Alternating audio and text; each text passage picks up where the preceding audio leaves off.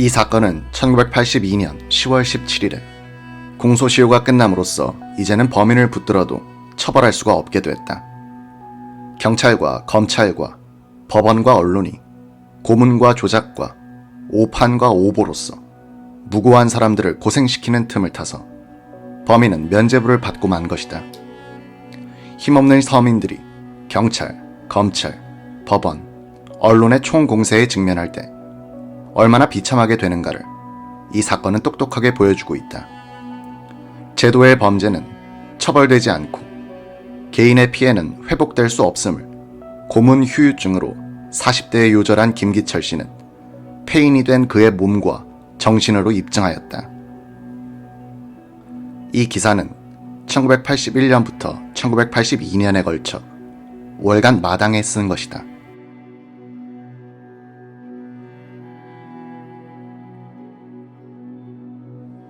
하나의 신하가 있었다.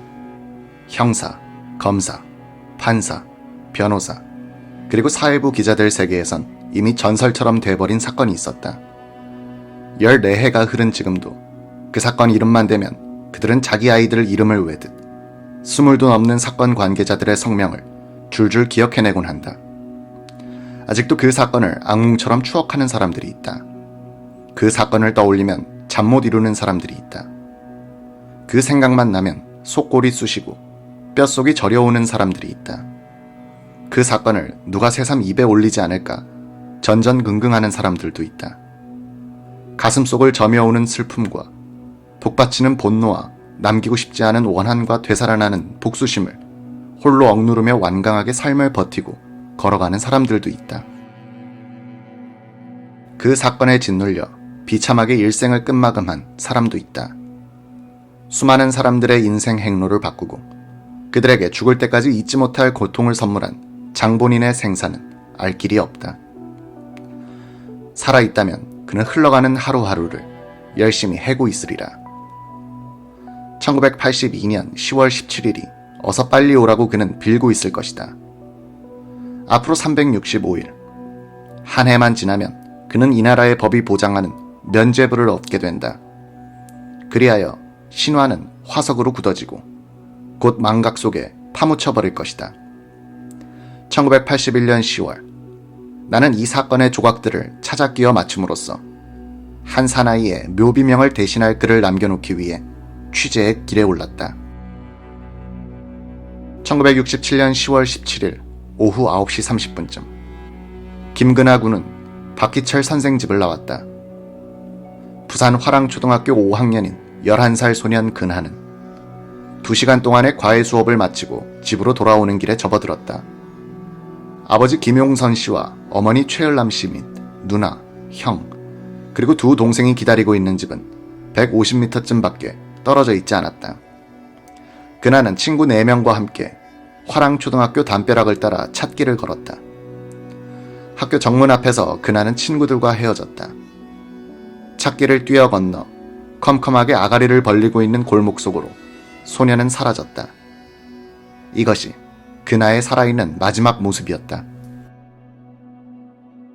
약 20분 뒤 부산 영 880호 영업용 시발택시 운전사 장용태 씨는 보수동 검정다리 근처에서 한 청년을 태웠다. 그는 실을 물건이 있다면서 택시를 화랑초등학교 정문 쪽으로 몰게 했다. 1분도 안 돼 정문 앞에 택시가 닿자 청년은 정문 기둥 옆에 놓아둔 마분지 상자를 안고 뒷자리에 올랐다. 국제시장으로 가자고 청년은 말했다.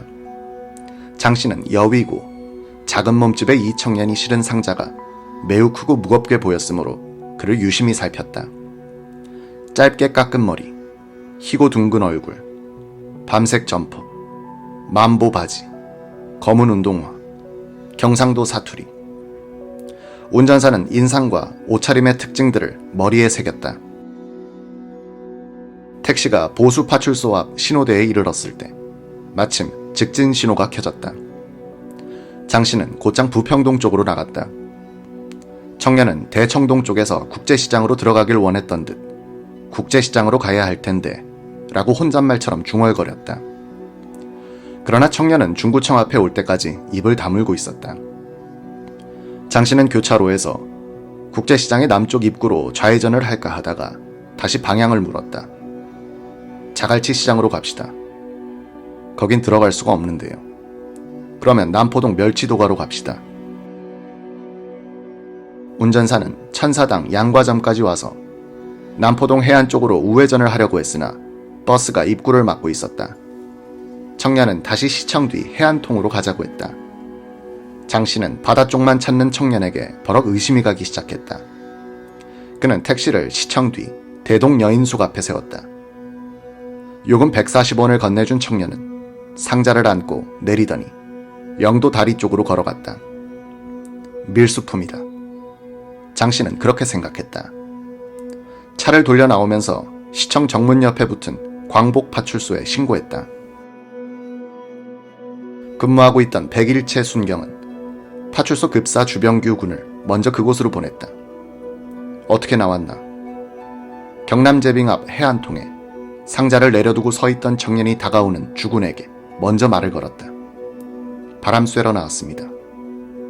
재미 보러 왔어? 연애하나?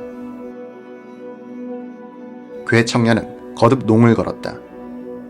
마음을 놓은 주군은 쪼그리고 앉으며 상자에 손을 댔다. 저리 비켜. 갑자기 청년은 화를 벌컥 냈다. 백순경이 현장에 나타난 것은 이때였다. 이게 뭐요? 책입니다. 청년은 정복 경관 앞에서 한풀 꺾인 듯 공손하게, 그러나 불안하게 대답했다. 백일채 순경은 상자를 풀려고 허리를 굽혔다. 이것이 실수였다. 청년이 후다닥 뛰어 달아나기 시작한 것이다. 사람을 먼저 붙들어 두고 상자를 조사했어야 했는데 백순경은 물건에 먼저 손대었다가 청년을 놓친 것이었다. 백순경은 청년을 뒤쫓았다.